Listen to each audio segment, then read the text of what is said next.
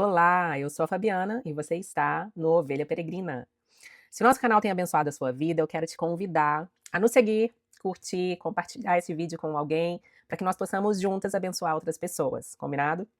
Eu te convido também a assistir a série que a gente fez antes dessa. A gente estudou Gênesis dos capítulos 1 ao 11 de forma bem profunda. Isso cria um alicerce para tudo que a gente está vendo nessa série também. Então, preparadas para o ensino de hoje? Vamos lá! No episódio passado, a nossa pergunta foi: o Éden era um templo? E a gente viu que, quando começamos a prestar atenção aos detalhes de Gênesis 1 e 2, principalmente quando continuamos lendo toda a Bíblia, a gente percebe que existem muitas conexões entre o Jardim do Éden e os lugares onde mais tarde Deus habitaria de maneira especial no meio do seu povo. Nós vimos que o Éden, ele é apresentado como um lugar da presença de Deus. A gente viu a linguagem do jardim reaparecer no tabernáculo, no templo. Nós vimos querubins, árvore da vida, o candelabro, o ouro e as pedras preciosas. A gente viu o rio que sai do Éden, levando vida para fora do jardim, e encontramos essa mesma imagem depois lá em Ezequiel e finalmente em Apocalipse, não foi? Então, quando nós juntamos todas essas peças, a gente começa a perceber que o jardim não é simplesmente um cenário bonito onde a história da humanidade começou. O Éden é um santuário, é o primeiro lugar santo, o lugar onde Deus habita com o homem. Mas existe uma pergunta que nós deixamos sem resposta no episódio passado. Porque se o Éden é um santuário, então precisamos perguntar: quem é Adão nesse santuário? E essa pergunta, ela é mais importante do que parece. Porque uma coisa é pensar em Adão, como o primeiro homem, primeiro marido, primeiro pai, primeiro trabalhador da terra, e tudo isso é verdade. Mas quando, começamos a enxergar o contexto em que Deus o colocou, a gente começa a perceber que Gênesis está nos dizendo algo muito maior sobre a sua identidade e a sua vocação. Então hoje eu quero fazer algo, assim, um pouco diferente. Em vez de correr rapidamente por várias conexões, eu quero que a gente abra os textos e acompanhe o argumento. Porque eu não quero simplesmente dizer a você que Adão exercia determinadas funções no jardim. Eu quero que nós consigamos enxergar o porquê de podermos dizer isso a partir da Bíblia, combinado? Então, no vídeo de hoje, nós vamos trabalhar 4 pontos. Primeiro, nós vamos trabalhar a identidade de Adão como imagem de Deus e a sua função real dentro da criação. Segundo, a gente vai trabalhar a vocação sacerdotal de Adão no jardim, especialmente a partir de Gênesis 2,15, e da linguagem de servir e guardar. Terceiro, a gente vai trabalhar como Gênesis 3 mostra a falha de Adão nessas responsabilidades e como começa a criar a necessidade de um Adão melhor. E finalmente, como Cristo cumpre perfeitamente aquilo em que Adão falhou. Porque quando a gente entende a vocação de Adão, a gente começa também a compreender o tamanho daquilo que foi perdido na queda. E mais importante ainda, a gente começa a entender a nossa necessidade de um Salvador.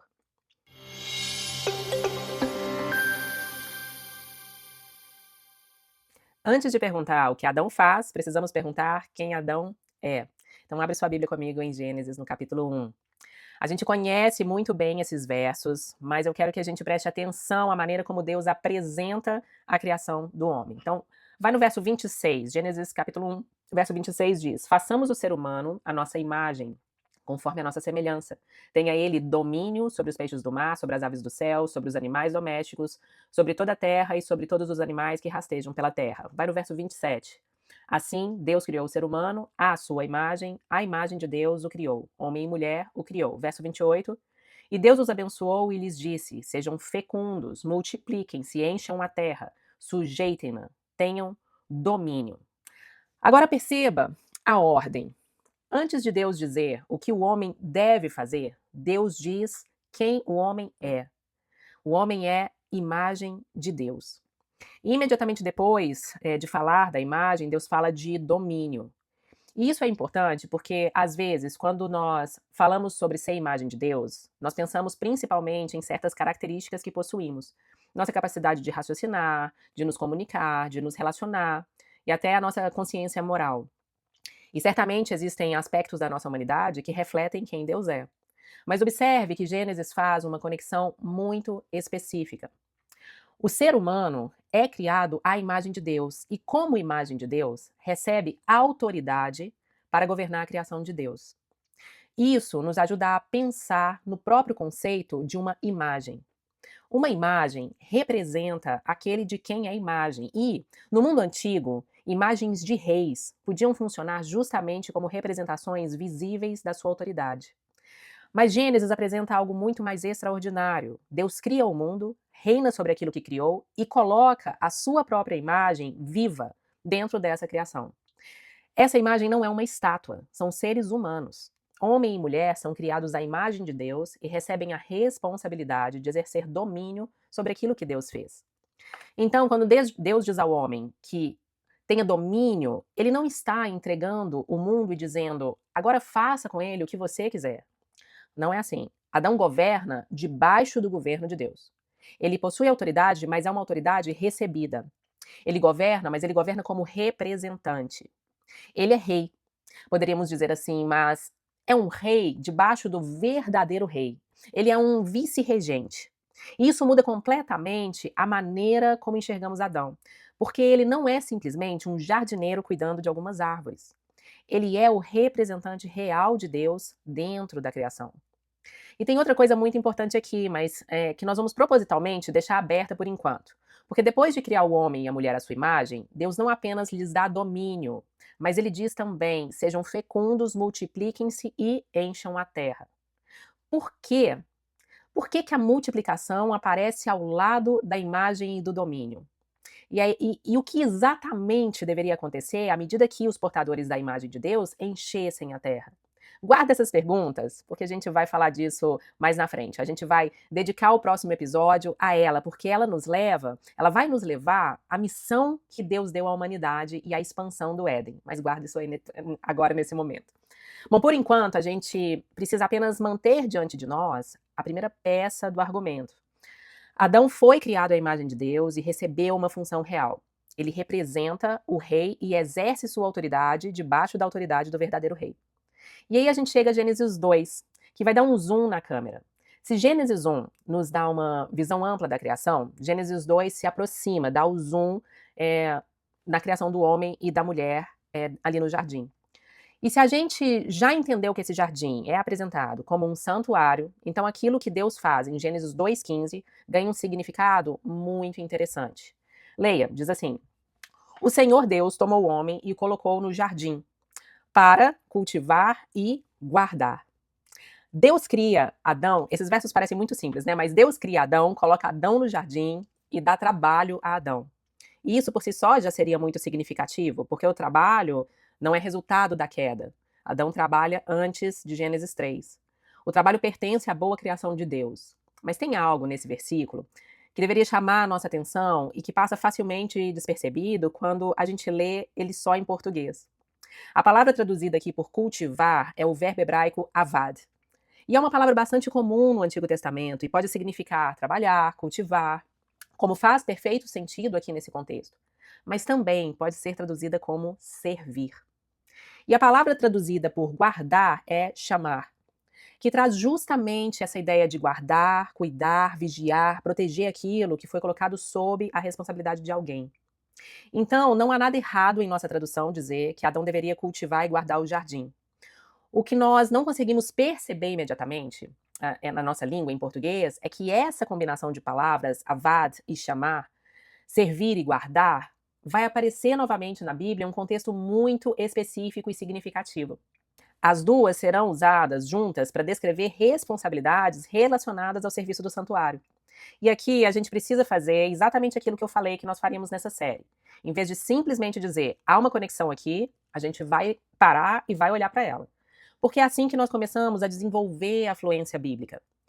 Não é decorando que Adão era um sacerdote. É aprendendo a perguntar, onde isso está na Bíblia? Por que alguém diria isso? Existem mais conexões a respeito desse tema? Então guarde essas duas palavras, servir, guardar. Coloca um marcadorzinho aí em Gênesis 2,15 e vai comigo para o livro de Números.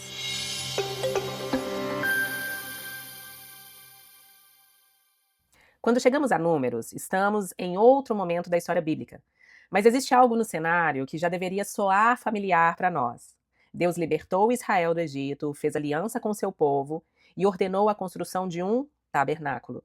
Agora existe novamente no meio do povo um lugar especialmente associado à presença de Deus.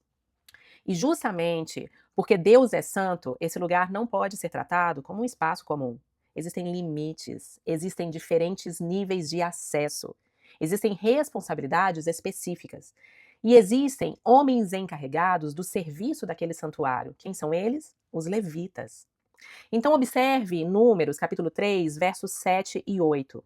O texto está falando das responsabilidades dos levitas em relação a Arão e à congregação.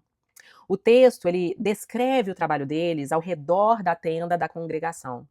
Eles deveriam cuidar daquilo que havia sido colocado sob sua responsabilidade e realizar o serviço do tabernáculo. Dependendo da tradução que você vai estar usando, talvez você encontre palavras como dever, encargo, responsabilidade, cuidado ou serviço. Mas preste atenção, aquilo que os levitas estão fazendo, porque eles servem no santuário e guardam aquilo que lhes foi confiado. Não tire ainda nenhuma conclusão, apenas guarde essa linguagem do servir e guardar. Agora vai comigo em Números capítulo 8, verso 26. Porque aqui, mais uma vez, nós encontramos os levitas auxiliando seus irmãos no serviço da tenda da congregação e cumprindo a responsabilidade que lhes havia sido confiada. A mesma combinação de ideias continua aparecendo em relação àqueles que servem no lugar santo. Agora vai um pouquinho mais na frente, na verdade para trás, né? Não para frente. Números 18, porque aqui o contexto deixa ainda mais claro o que é que está sendo guardado. Deus está falando a Arão e aos sacerdotes sobre suas responsabilidades em relação ao santuário. E no verso 5 a gente lê assim: guardareis, pois, o encargo do santuário e o encargo do altar. Agora a gente pode voltar para Gênesis 2,15. Ali também existe um santuário. Ali também existe um homem colocado por Deus naquele lugar. E ali também nós encontramos essas duas responsabilidades, servir e guardar. E o conjunto dessas coisas é o conjunto dessas coisas que começa a tornar essa conexão tão significativa. Nós não estamos dizendo que Adão era sacerdote simplesmente porque nós encontramos uma palavra hebraica em Gênesis e depois encontramos essas palavras em Números. Não é isso. Isso seria um argumento muito frágil. Mas nós estamos observando algo maior. O homem colocado por Deus no primeiro santuário recebe uma tarefa descrita por uma combinação de termos que mais tarde vai ser usada para aqueles que servem e guardam o santuário de Israel. É por isso que a gente pode reconhecer em Adão uma função sacerdotal. E perceba como isso acrescenta uma nova dimensão ao que nós acabamos de ver em Gênesis 1. Em Gênesis 1, nós olhamos para Adão em relação à criação e vimos a sua função real. Ele é a imagem de Deus, ele recebe domínio para governar como representante do verdadeiro rei. E agora em Gênesis 2, a câmera se aproxima, né? O zoom acontece, e nós vemos esse mesmo homem em relação ao santuário. Ele não apenas governa a criação de Deus, ele serve diante da presença de Deus e recebe responsabilidade sobre o lugar que Deus lhe confiou. Adão é rei, mas governa debaixo do rei dos reis. Adão exerce uma função sacerdotal, mas serve em um santuário que pertence a Deus. Então a sua autoridade não é autônoma. O seu serviço não é definido por ele mesmo. Em ambos os casos, Adão é alguém que recebeu de Deus uma vocação e deve exercê-la debaixo da autoridade daquele que o colocou ali. E essa palavra guardar, ela ainda vai se tornar muito importante para o nosso argumento. No contexto do santuário, guardar não significa simplesmente cuidar para que tudo permaneça organizado e no seu lugar. Existe uma responsabilidade em relação à santidade de Deus, à santidade daquilo que Deus confiou aos seus servos. E quando nós chegamos a Gênesis 3 e encontramos a serpente dentro do jardim, essa responsabilidade vai ganhar um peso ainda maior. A gente ainda vai chegar lá, mas antes disso, existe uma coisa acontecendo no jardim antes da entrada da serpente. Deus fala com Adão. Aqui em Gênesis 2 existe ainda uma outra dimensão sobre a vocação de Adão que a gente precisa perceber antes que a gente chegue ali à queda. Nos versos 16 e 17, daqui de Gênesis 2, diz assim: E o Senhor Deus ordenou ao homem: De toda árvore do jardim você pode comer livremente, mas a árvore do conhecimento do bem e do mal você não deve comer, porque no dia em que dela comer você certamente morrerá. Observe quando isso acontece. Eva ainda não havia sido criada, né? Deus fala diretamente com Adão e entrega a ele uma palavra que deveria governar a vida naquele santuário. Isso é importante porque nos ajuda a colocar a autoridade de Adão em seu devido lugar. Gênesis 1 acabou de nos dizer que ele foi criado à imagem de Deus e recebeu domínio sobre a criação. Então, sim, Adão possui autoridade. Sim, Adão deve governar, mas ele não é autônomo. Ele não tem autoridade para decidir por si mesmo o que é bom e o que é mal, porque existe um rei acima dele, e esse rei falou. Adão governa debaixo da palavra de Deus. E aqui é que a gente começa a enxergar uma terceira dimensão da sua vocação. Porque até agora a gente viu uma dimensão real, Adão foi criado à imagem de Deus para exercer domínio sobre a criação. Depois nós vimos uma dimensão sacerdotal, ele foi colocado no jardim santuário para servir e guardar. Agora nós encontramos Adão recebendo a palavra do próprio Deus e sendo chamado a viver fielmente debaixo dela. É uma dimensão profética. E eu acho importante aqui a gente explicar o que a gente quer dizer quando falamos de uma dimensão profética. Porque normalmente associamos a palavra profeta a alguém que prediz acontecimentos futuros. Mas essa não é a essência da função profética na Bíblia. Um profeta é, antes de tudo, alguém que recebe a palavra de Deus e fala em nome de Deus. Às vezes essa palavra anuncia o que Deus fará no futuro, mas frequentemente o profeta simplesmente declara aquilo que Deus já disse, quem ele é, o que ele ordena, o que é verdadeiro e como o seu povo deve viver diante dele. Eu quero fazer uma pequena ressalva aqui. Gênesis não chama formalmente Adão de profeta. Então a gente precisa ter cuidado para não colocar sobre o texto uma categoria que ele próprio ainda não desenvolveu. Mas existe claramente uma dimensão profética em sua responsabilidade. Deus fala com Adão, Adão recebe a sua palavra e deve permanecer fiel àquilo que Deus disse. E a ordem dos acontecimentos torna isso ainda mais interessante. Porque quando Deus dá esse mandamento, como eu disse, Eva ainda não existia. Ela foi criada logo depois. Mas quando a gente chega a Gênesis 3, Eva conhece o mandamento. O texto, ele não nos conta a conversa em que essa palavra chegou até ela.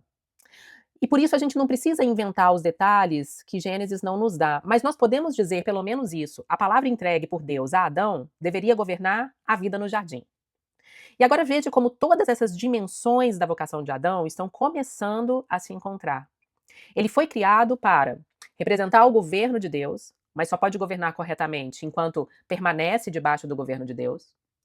Ele foi colocado no santuário para servir e guardar, mas ele só pode guardar aquilo que pertence a Deus se obedecer aquilo que Deus determinou. E ele recebeu a palavra de Deus, mas ele não possui autoridade para modificá-la ou substituí-la por sua própria palavra. Adão é rei, mas não é o rei. Adão serve como sacerdote, mas o santuário não pertence a ele. Adão recebe a palavra, mas ele não é a fonte dessa palavra. Toda a sua vocação depende de uma coisa principal, e isso é super importante para a gente. Toda a sua vocação depende de permanecer debaixo da autoridade de Deus, de se submeter a Deus. E é exatamente isso que torna Gênesis 3 tão trágico. Porque quando a serpente entra no jardim, ela não oferece simplesmente um fruto. Ela ataca ao mesmo tempo tudo aquilo que Adão foi chamado para ser, para exercer, toda a sua vocação.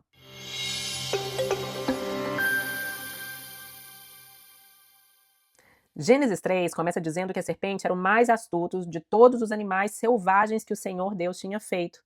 A gente conhece essa história tão bem que talvez a gente já não sinta estranheza na cena. Mas depois de tudo que a gente acabou de ver, a gente deveria sentir uma certa estranheza. Porque há uma criatura dentro do santuário. E essa criatura começa a falar contra a palavra do rei. Agora pense no que Gênesis já nos contou sobre Adão. Ele deveria exercer domínio sobre as criaturas, devia servir e guardar o santuário e deveria viver debaixo da palavra que Deus havia lhe dado. A serpente entra justamente no ponto de encontro dessas três responsabilidades. E é por isso que a queda é muito maior do que o fruto. Primeiro pensa na responsabilidade sacerdotal de Adão. Deus colocou Adão no jardim para servir e guardar, mas agora aquilo que se opõe a Deus está ali dentro do lugar santo, questionando a palavra de Deus, questionando. E o guardião não guarda. Adão não protege o santuário da corrupção. Ao contrário, ele participa dela. E isso torna o final de Gênesis profundamente irônico, porque depois que Adão falha, Deus o expulsa do jardim e coloca os querubins no caminho de volta, né, no caminho da árvore da vida. E o que os querubins fazem? Eles guardam. Adão deveria guardar o santuário, ele não guardou. E agora, outros guardiões ocupam o seu lugar.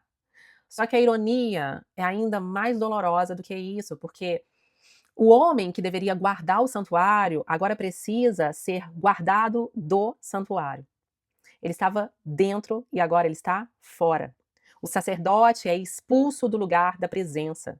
E é por isso que a expulsão do Éden não é simplesmente uma mudança de endereço.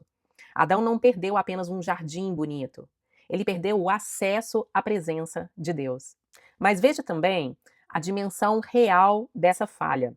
Em Gênesis 1, Deus havia dito que o homem deveria exercer domínio sobre os animais. O homem, como imagem de Deus, deveria governar a criação debaixo do governo do Criador. Agora, em Gênesis 3, uma criatura conduz o representante de Deus à rebelião contra Deus. Então, a ordem da criação é invertida. Deus deveria governar o homem e o homem deveria governar as criaturas, mas agora a criatura fala, o homem se submete à criatura e se rebela contra o Criador. Adão, portanto, ele não apenas falha como sacerdote, mas ele falha também como rei. E perceba como essas duas falhas estão intimamente relacionadas. Porque no momento em que Adão deixa de permanecer debaixo do governo de Deus, ele também deixa de exercer corretamente o governo que Deus havia lhe confiado. Ele tenta alcançar autonomia, mas ele não se torna mais livre. Ele simplesmente passa a ser governado por outra coisa. E isso nos leva à terceira dimensão da sua falha. Porque a serpente realiza toda essa inversão por meio de uma arma muito específica. Qual é? Palavras. Presta atenção em como a tentação começa. Diz: foi assim que Deus disse? A serpente não começa com o fruto. Ela começa com aquilo que Deus falou. Primeiro, ela coloca uma interrogação sobre a palavra. Depois, ela distorce a palavra. E, finalmente, ela contradiz a palavra. Deus havia dito: certamente morrerá. A serpente diz: certamente não morrerão. E agora, Adão ele se encontra diante de duas palavras. A palavra do Deus que o criou e a palavra da criatura que Deus havia criado. Então, qual dessas palavras vai definir a realidade de Adão? E essa é a crise que a gente encontra em Gênesis capítulo 3. E se lembre, Adão ele não pode alegar ignorância. Deus havia falado diretamente com ele. Ele sabia o que Deus havia dito. A questão não é se Adão possuía informação suficiente. A questão é se ele confiaria naquele que falou, se ele confiaria em Deus. Porque a serpente ela não questiona apenas a veracidade da palavra. A serpente ela questiona o caráter de quem falou. Deus sabe que no dia em que vocês comerem, perceba a sugestão. Talvez Deus esteja escondendo alguma coisa de vocês. Ou talvez exista uma bondade que ele não queira compartilhar. Talvez a ordem de Deus não seja expressão do seu cuidado, mas uma limitação que os impede de alcançar algo melhor. E essa é uma perversão impressionante daquilo que Deus realmente havia dito, porque Deus não começou com a proibição, ele começou com a generosidade. Você lembra que ele diz, né? De toda a árvore do jardim você pode comer livremente. A abundância veio primeiro. Existe um jardim inteiro dado ao homem e uma única árvore reservada por Deus. Mas a serpente consegue fazer daquela única árvore, consegue fazer com que aquela única árvore ocupe todo o campo de visão do homem, até que a generosidade de Deus desapareça e o limite estabelecido por ele pareça crueldade. E talvez seja por isso que essa história continue sendo tão contemporânea, né? O pecado ainda faz exatamente isso conosco. Recebemos inúmeras evidências da bondade de Deus, mas fixamos os nossos olhos naquilo que ele não nos deu e começamos a interpretar sua bondade a partir da ausência daquela única coisa. Foi assim no jardim. E muitas vezes continua sendo assim conosco. Mas agora nós podemos finalmente enxergar o tamanho da queda. Adão não apenas comeu aquilo que não deveria comer, toda a sua vocação entra em colapso. O sacerdote que deveria guardar o santuário não o guardou. O rei que deveria governar a criatura foi conduzido pela própria criatura. O homem que havia recebido a palavra do próprio Deus escolheu confiar em outra palavra.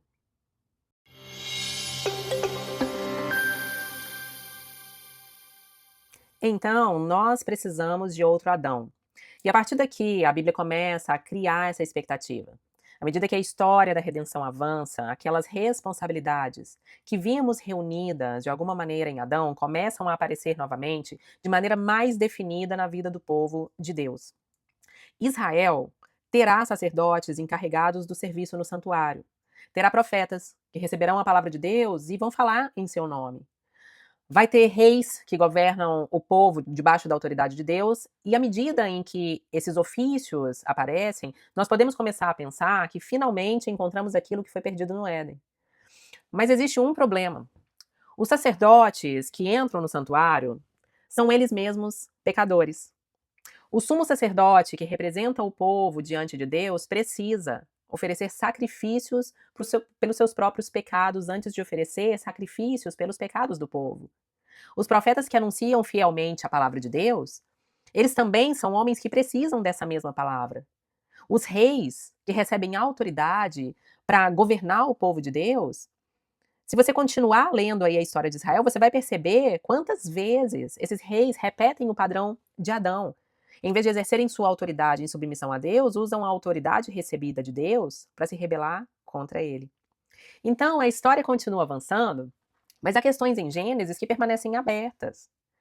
Onde está aquele que representará a Deus como sua imagem deveria representá-lo? Ou onde está o rei que governará sem se rebelar contra o verdadeiro rei? Onde está o sacerdote que vai nos levar de volta à presença que perdemos? Onde está aquele que receberá a palavra de Deus e permanecerá absolutamente fiel a ela, ainda que a serpente tente distorcê-la? E é quando a gente chega então ao Novo Testamento, e lá nós encontramos Jesus. E existe uma cena no início do ministério de Jesus que se torna especialmente significativa quando a gente lê essa cena à luz de Gênesis 1 a 3.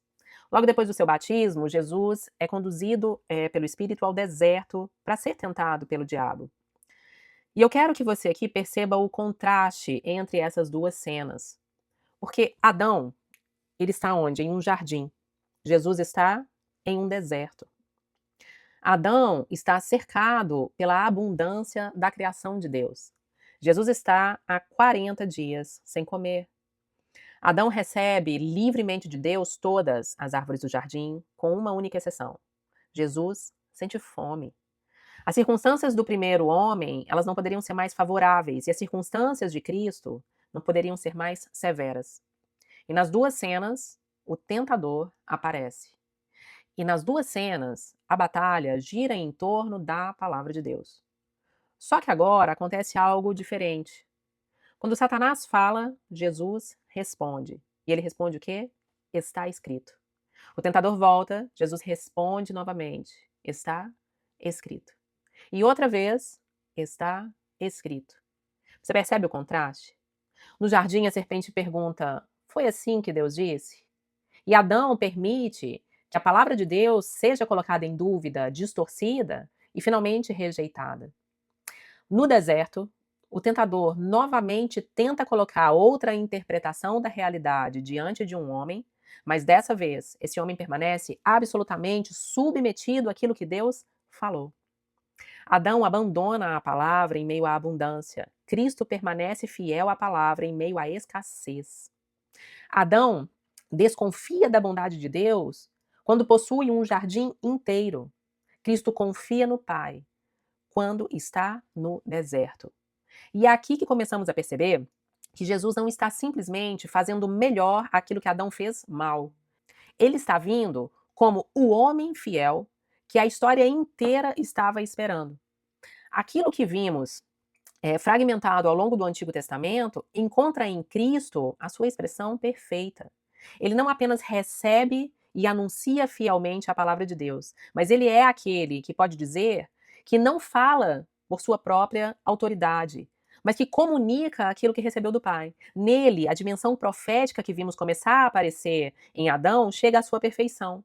Cristo não distorce a palavra, não acrescenta a ela para conquistar a autonomia. E não se curva diante da palavra da serpente. Ele permanece fiel ao Pai. E ele também é o rei que Adão não conseguiu ser. Isso é importante porque o problema de Adão nunca foi possuir autoridade. Deus havia dado a Adão autoridade.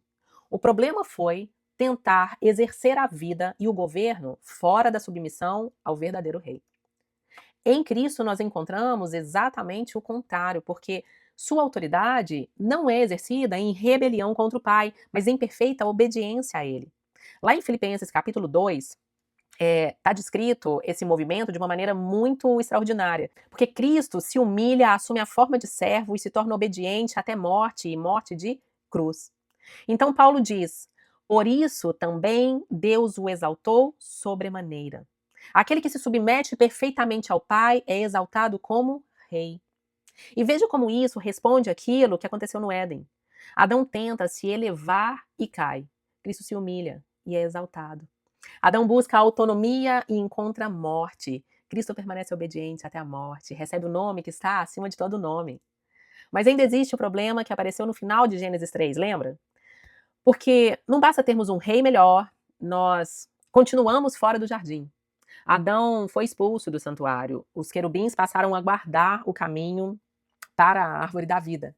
E daquele momento em diante, uma das grandes perguntas da Bíblia passa a ser: como o homem pecador poderá voltar à presença do Deus Santo? E é por isso que o sacerdócio de Cristo é tão precioso dentro dessa história. Lá atrás, no tabernáculo, o israelita ele podia se aproximar da presença de Deus, mas não podia simplesmente entrar no Santo dos Santos, o lugar mais santo do tabernáculo ou do templo. Havia um véu, havia querubins, havia sacerdotes, havia a necessidade de sacrifícios. E apenas uma vez por ano o sumo sacerdote atravessava aquele véu levando sangue. Deus estava habitando novamente no meio de seu povo, mas o próprio sistema dizia: o caminho ainda não está simplesmente aberto. E o mesmo homem, e mesmo o homem, né, que entrava, o sumo sacerdote, mesmo ele precisava primeiro lidar com o seu próprio pecado. Isso nos mostra que os sacerdotes de Israel nunca poderiam resolver definitivamente o problema de Adão. Eles mesmos eram filhos de Adão. Eles precisavam oferecer sacrifícios por si mesmos. Precisavam de expiação tanto quanto o povo que representavam. Até que Cristo venha. E o livro de Hebreus nos apresenta Jesus não apenas como mais um sacerdote dentro dessa longa sucessão, mas como o grande sumo sacerdote que realiza aquilo que todos os outros apenas antecipavam. Ele não precisa oferecer primeiro sacrifício por seu próprio pecado, porque ele não tem pecado algum. E ele não entra levando o sangue de outro, ele oferece a si mesmo. Então, Hebreus usa uma linguagem extraordinária para dizer que por meio dele temos um novo e vivo caminho para entrar na presença de Deus. Volta mentalmente aí em Gênesis 3. O homem está fora, o caminho está fechado, os querubins guardam a entrada. E a história bíblica começa a percorrer um longo caminho de volta à presença de Deus. Éden, tabernáculo, templo e finalmente Cristo. Isso nos ajuda a perceber que a obra de Jesus é ainda maior do que muitas vezes nós imaginamos quando pensamos apenas em termos individuais. É claro que Cristo perdoa nossos pecados. É claro que ele nos justifica. Mas o perdão não é o ponto final da história, porque Cristo nos leva de volta a Deus. Aquilo que perdemos no Éden era a presença de Deus, e aquilo que a redenção restaura é a comunhão com Deus. O sacerdote perfeito abre aquilo que estava fechado. E agora talvez a gente consiga perceber porque o Novo Testamento fala de Cristo como o último Adão. Paulo faz essa conexão explicitamente em Romanos, no capítulo 5, e ele desenvolve o contraste a partir de uma questão central: obediência e desobediência. Pela obediência de um só homem, muitos foram constituídos pecadores, e pela obediência de um, muitos serão constituídos justos. Não são simplesmente dois personagens que possuem algumas semelhanças interessantes. São dois representantes. O primeiro Adão representa uma humanidade caída. Sua desobediência traz pecado, traz condenação, traz morte. Cristo vem como homem obediente e inaugura uma nova humanidade, trazendo justiça e vida. E então nós conseguimos olhar novamente para tudo o que vimos nesse episódio e perceber como as linhas começam a convergir nele. Adão deveria governar debaixo da autoridade de Deus. Cristo é o rei perfeitamente obediente. Adão recebeu a palavra e deveria permanecer fiel a ela. Cristo ouve o Pai, fala daquilo que o Pai lhe dá. E quando o tentador vem, permanece firme na palavra. Adão deveria servir e guardar o santuário, mas sua falha termina com a humanidade expulsa da presença. Cristo é o sacerdote fiel, que por sua própria obra abre novamente o caminho para Deus. É por isso que Jesus não é simplesmente uma solução improvisada depois que o plano original deu errado. Quando nós chegamos a Cristo, começamos a perceber que todas essas linhas, que vêm desde as primeiras páginas da Bíblia, estavam apontando para Ele. E isso muda também a maneira como lemos o Antigo Testamento. Porque quando o povo encontrava um sacerdote, a pergunta era: ele vai conseguir nos levar definitivamente à presença de Deus? Ele vai conseguir nos levar de volta? Quando o povo encontrava um rei, eles se perguntavam: será que esse rei, vai governar em perfeita justiça e submissão a Deus? Acho que por isso eles geraram tanta expectativa sobre Davi, né? Pensa nisso. E quando os profetas falavam, eles podiam pensar: será essa a palavra final de Deus? E repetidamente a resposta era: ainda não, ainda não, ainda não. Até que chegamos a Cristo. E nele, aquilo que estava fragmentado se reúne. O verdadeiro profeta, o verdadeiro sacerdote, o verdadeiro rei. O homem fiel, o último Adão. Mas existe uma coisa que a gente ainda não respondeu. Nós respondemos a pergunta, né, que nós deixamos no final do último episódio. Quem era Adão no santuário? Mas como eu disse no início, existe uma ordem aqui em Gênesis 1 que a gente deixou intencionalmente praticamente intocada aqui nesse episódio. Porque depois de criar o homem e a mulher à sua imagem, Deus os abençoa e diz: sejam fecundos, multipliquem-se, encham a terra e sujeitem-na. Nós sabemos agora quem Deus colocou no Éden, mas a gente ainda precisa perguntar: o que deveria encher a terra? E o que é que isso tem a ver com a missão da igreja hoje? É isso que nós vamos conectar no próximo episódio. Te vejo lá.